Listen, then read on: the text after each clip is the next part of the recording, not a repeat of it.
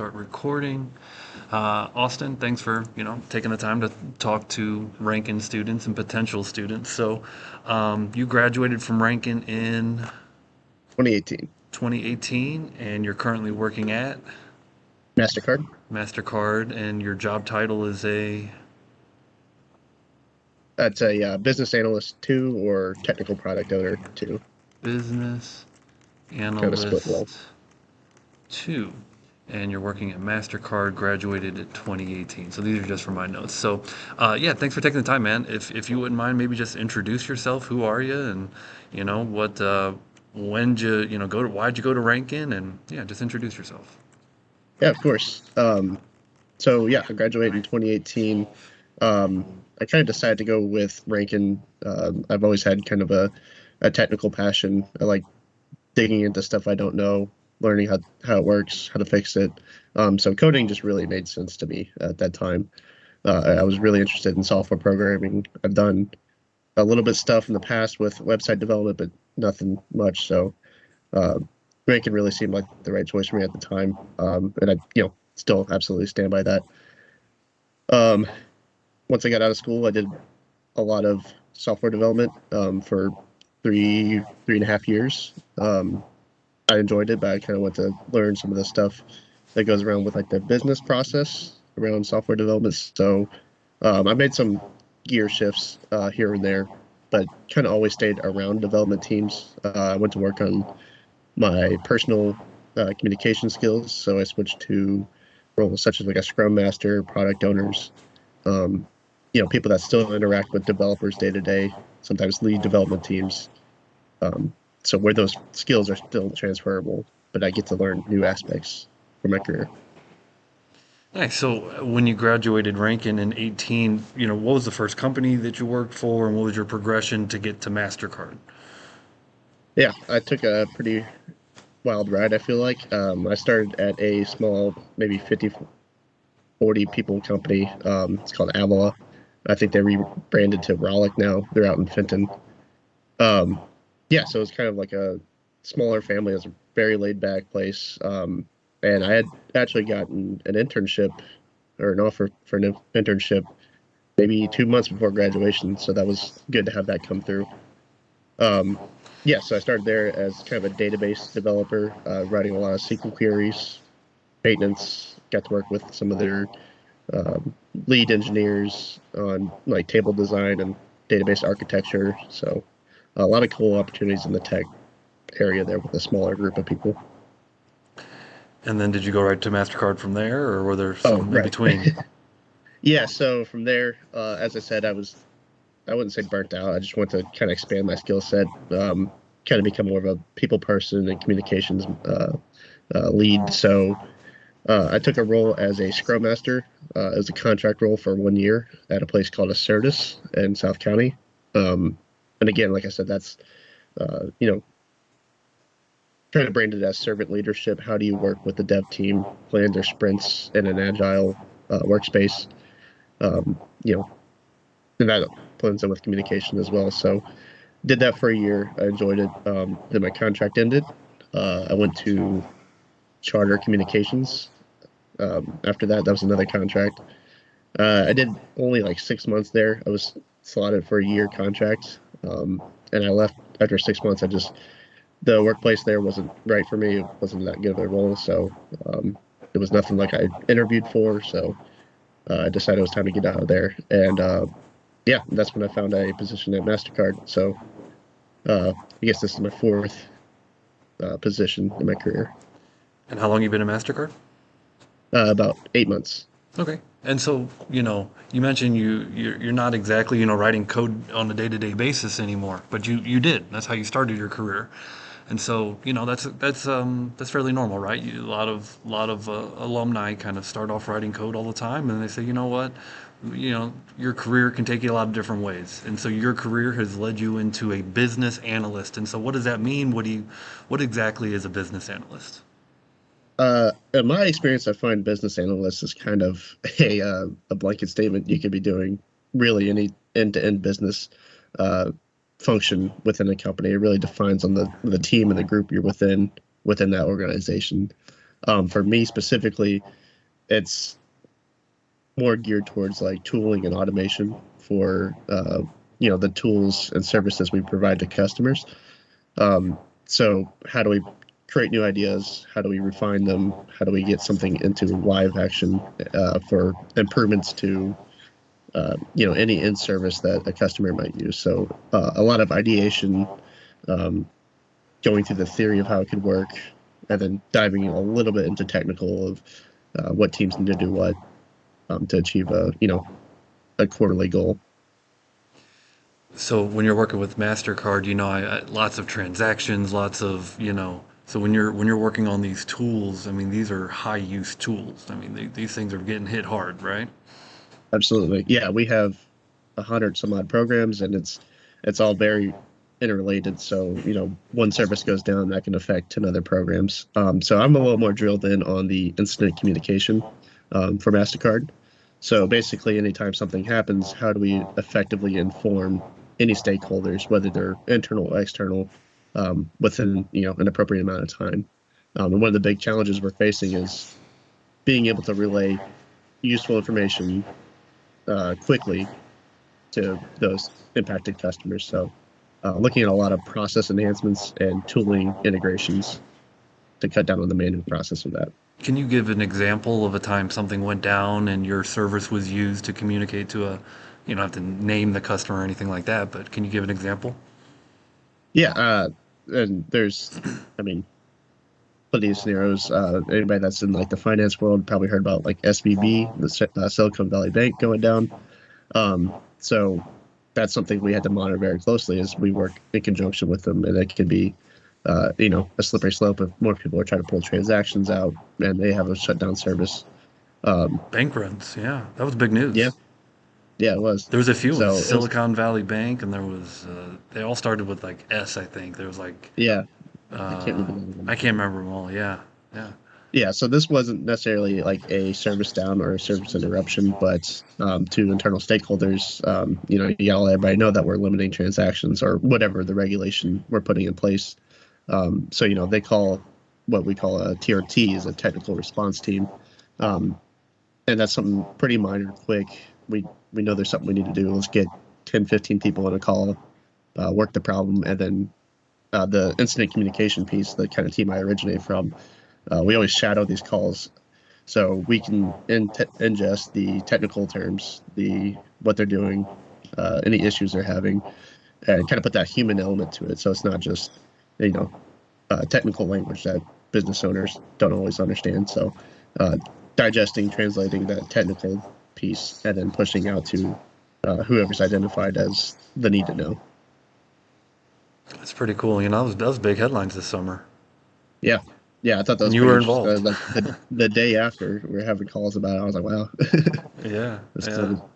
yeah. I'm kind of plugged into all that on YouTube, and you see Uh, the crisis clickbaiters getting the yeah, yeah. absolutely. That's There's a cool. ton of news on it. Yeah. Um,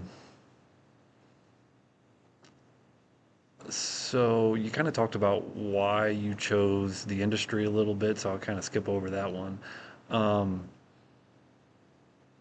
and you already talked about a kind of a cool project being the Silicon Valley Bank kind of Right. crisis. That's kind of cool. So what's a day in your life like? I mean, 9 to 5. I'm assuming it looks like you're working from home. I'm guessing here.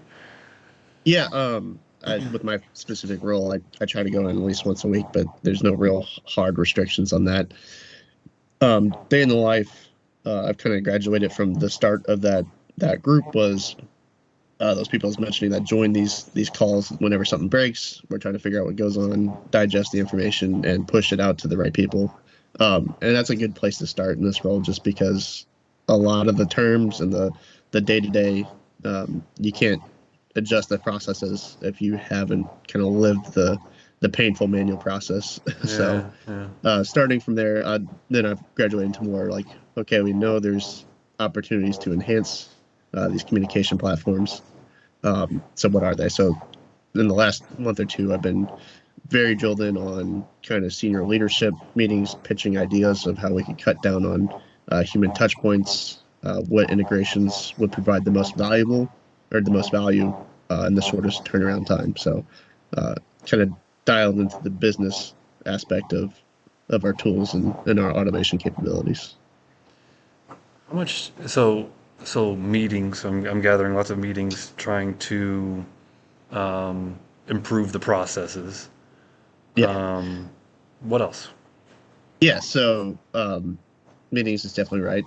We have weekly touch points, but with this ideation stuff, there's different platforms we use to gather, uh, ideas across the guild. So monitoring this board of ideas, and then find something that looks right and makes sense, and then uh, collect the parties together, whoever's interested, who would be involved in it, um, and kind of host these refinement sessions. So here's the idea. If we sit in the meeting room and whiteboard out the diagram or the process flow, um, just to kind of build some structure around an idea. So mock-ups, UI designs, really anything to kind of give management a better, clearer picture of what this could provide to us. So value statements, um, What and tools then do you use to mock up a screen? uh, I'm pretty bad at UI design. So a lot of times, if it's an existing thing, a little life hack I learned, I guess, in the HTML class was, Control Shift I and edit the element just to, take or add some fields and just little stuff like that, or I see. just Yeah, concept of what you can look at. We do have a UI team. I'll pass it to them if they want to mock up something a little more professional. But I see. um, yeah, Cool. So you landed a job, 2 months, you said, prior to your graduation. What did you do to set yourself up for that success? I applied a lot. I was nervous about getting a job right out of class. I think that's only natural. Everybody does that, I believe. So I definitely had a lot of feelers out. Um, Applied to a lot of places. I did a lot of work on my resume. Bounced ideas off of other people in the class. If they're in the same class as you, you should have some of the same criteria to write your resume. So get ideas from them. The job fair is actually where I uh, met the first company I got the internship for. So the job fair at Ranken. So that's good. Make yourself known. Get around to everybody at those job fairs. Um, to just start from like a place of curiosity of just, well, what do you guys do, and uh, see if it's something that really makes sense for you that you want. Yeah, that's cool. That's good to hear that the job fair worked out well for you. Yep. Um, you mentioned there's a few of your classmates that work with you at Mastercard. Yes. I work with at least 3 to 4 others within Mastercard. We may not be directly linked in any business activities, but it is cool to see. And if you ever go on like LinkedIn, just because I have Rankin flagged as my college, you'll see 40 whatever alumni work there or something like that. So there's definitely a lot of progression into Mastercard, and we obviously welcome that. Yeah, that is very cool. That's real cool. Um,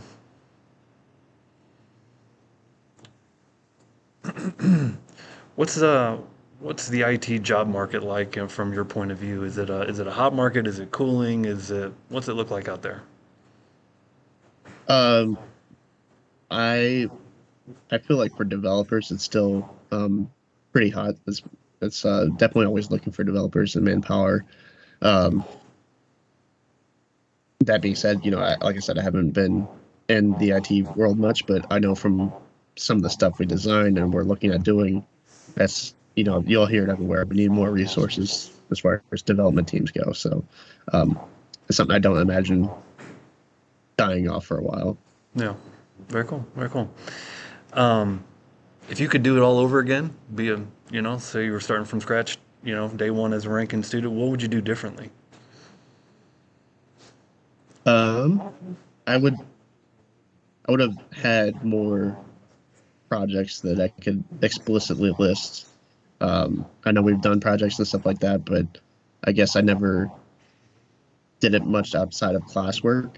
And I'm not saying to do anything extra, but make sure the things that you do, you see the value in, and be able to pitch that. It's not just a textbook course. It's this is a actual thing I did, and here's the problem I was trying to solve with this application or design or whatever it may be. So have hard deliverables from your classwork that you can show.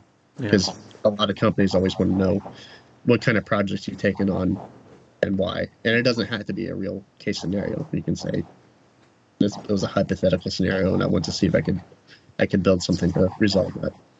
Like I built an issue tracker software or something. Sure, dashboard or platform. Dashboard. Yeah. Yeah. Yeah. I name dropped that because Grant here on the call, that's exactly what we're building right now in class. Oh yeah. And so Very I nice. agree. I agree completely in having projects that you can demonstrate on a portfolio. That's your golden Yeah. ticket. If there's any golden ticket, that's it. Yeah. Yep. Very cool. It's Very the cool. closest thing you can show to a work experience. Especially if you haven't had a career job yet. I'm sure everybody that's looking for a first time development career job knows the pain of, minimum 3 years experience is always the way it is. Yeah. And the age old question, well, how do I get 3 years of experience if I can't get my first job? So I think that's the closest way you can keep the control in your court and come prepared to an interview. Yeah. It's almost a chicken and an egg kind of thing. Yeah. Yeah. Yeah. We all know the pain. Yeah, definitely. So what languages were you using when you were writing code on a daily basis? I was a big SQL nerd. I actually really enjoyed it too.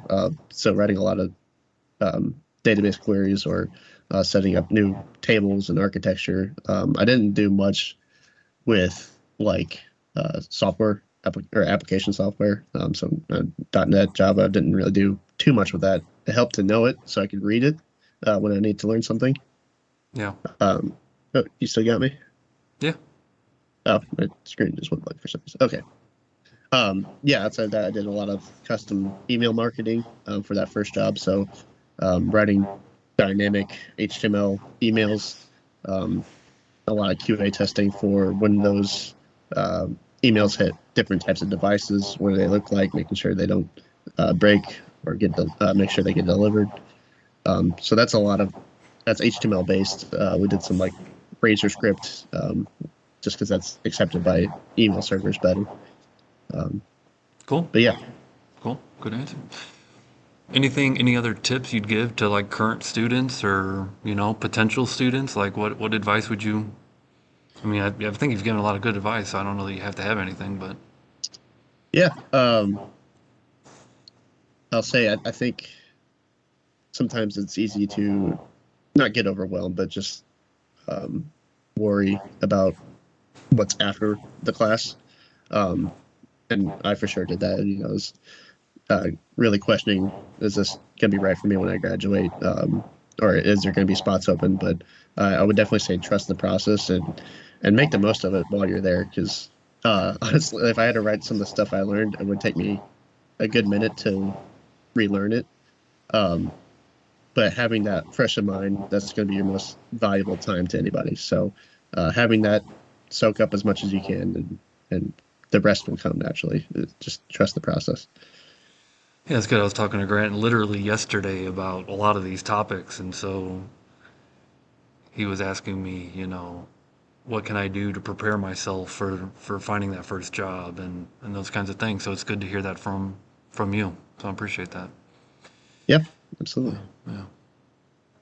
So Grant is my one online student who kind of shows up every day, even though he doesn't have to. And he said he might have some questions. I don't know that he will. So Grant, to put you on the spot, you got any questions for Austin? Yeah, I think you've answered most of the ones that I kind of came into this thinking of, but I guess one thing that is you can't really get fully prepared for before you do it is interviews. I think you've explained kind of how to get that interview with the projects and just tons of applications, but do you have any advice for once you get into that face-to-face with people on how to impress them and sell yourself? Sure. And this is something I've never really understood about myself. I might be just really good at interviews.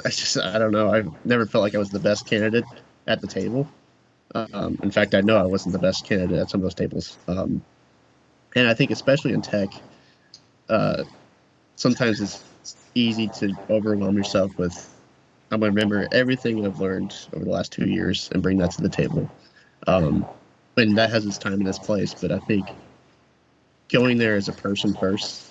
Uh, it's cliche, but just be normal, casual. Show them that you can do the normal human being stuff, and then you get the chance to show them your technical abilities.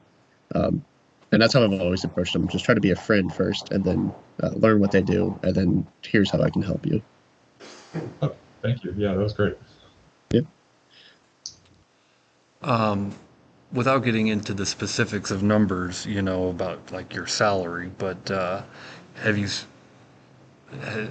what's your salary progression been? Has it been a slow or a fast, or are you happy with it? Or are you not happy with it? That kind of thing. Definitely happy.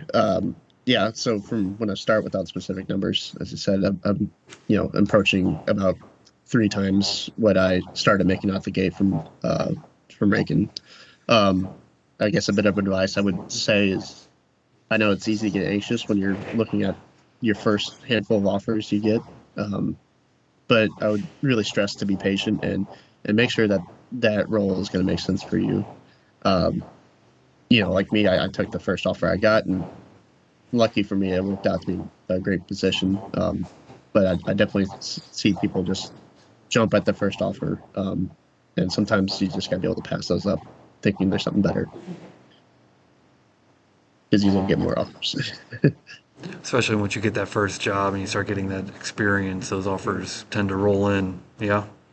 Yeah, exactly. After your first one, like I get offers through LinkedIn all the time, or recruiters wanting to pitch me to different roles, and ex-recruiters trying to get back in touch. And it's good to know that that value comes after you get the experience, but Yeah. um, you got to be careful because even I played the I don't want to say the jumping around game, but it's pretty common in tech, especially when you do contract work, as I have. Um, there's no guarantee you get hired on after that contract, even if it's a contract to hire. So it is in your best interest to, a month or two before contract's over, to at least have your options open. And that's what I've done. So I've had several short change of hands, but um, I've always found those have been obviously my biggest salary gains for sure. Yeah, just kind of looking at your LinkedIn photo, man. You got a real professional. You're in a suit, clean cut. Like, did you pay Yeah, for here I that? am Was in the that a hoodie now. professional headshot? That was actually at my last position. They had a business day, or you come in dressed up and then get your headshots done. So made sure to use that because it's better than the hoodie I'm wearing. Yeah, yeah, you cleaned up nice. Hang tight. I'm gonna pause this. Yeah, very cool. So yeah, professional headshot probably helps too on the job hunt. Where you said you get messages on LinkedIn all the time. I imagine having that experience and a well put together LinkedIn account helps. Absolutely, yeah. I've always been kind of pushed on my LinkedIn. I don't think I took advantage of it as much as I should have, like especially in class with getting your peers' endorsements. That goes a long ways. I've seen. Um, I didn't really ask anybody to do that, so I don't have a ton. But I think that's another good way to increase your value. Awesome. Well, I think you answered all the questions well. Really good interview, so I appreciate, all the answers and, offering the advice and the tips and the guidance. And so just want to say, thanks again. Yeah, I appreciate it. Yeah. Um, More a question for you. Yeah, yeah. Well, I guess not a question, a suggestion. I think, um, I don't know, if you were to ask me one way, I think a cool way to better ready some students. Yeah. Almost any developer is going to come into a a position where they're pseudo agile or Scrum. Yeah. And if they're not familiar with that, that's fine. It's not too much of a prerequisite, but uh, I've always found that almost everywhere you go, there's some level of agile methodology for the development teams. Yep. And I was just thinking about this the other day. I think it'd be really cool if the students had a chance, maybe a project or a week or two test or whatever it is, to kind of live through the agile life cycle of, Mm-hmm. so here's your tickets. They need to be refined. Give some pre-detail, even story point them, put them into the sprint, Mm-hmm. just to work through like a 1 sprint cycle. I think that'd be very realistic to what the business or the market does today. Yeah, I think you're right, and we have incorporated some of that, but not to the extent that you're talking about. So, um, yeah, uh, let me make it better. I appreciate the tips. Yeah, yeah, yeah. No, it's very and like I said, I went into the whole Scrum thing afterwards, so it's a very good blend, and that's been a very good selling point when I try to sell myself for other positions. Is I can do the developer piece, I can do the Scrum Master piece, and I can do like the technical product owner piece. So I know how to communicate to each of those groups in different organizations. Yeah, makes So, sense, man. I think your yep. camera might have frozen up here at the end, but just want to. Oh, there you're back. All right, all right, man. Well, anything else? No, I think that's all for me. Yeah, So me appreciate too. you for having Yeah. me. All right, thanks. We'll take care. All right, Yeah, later. bye. All right, bye.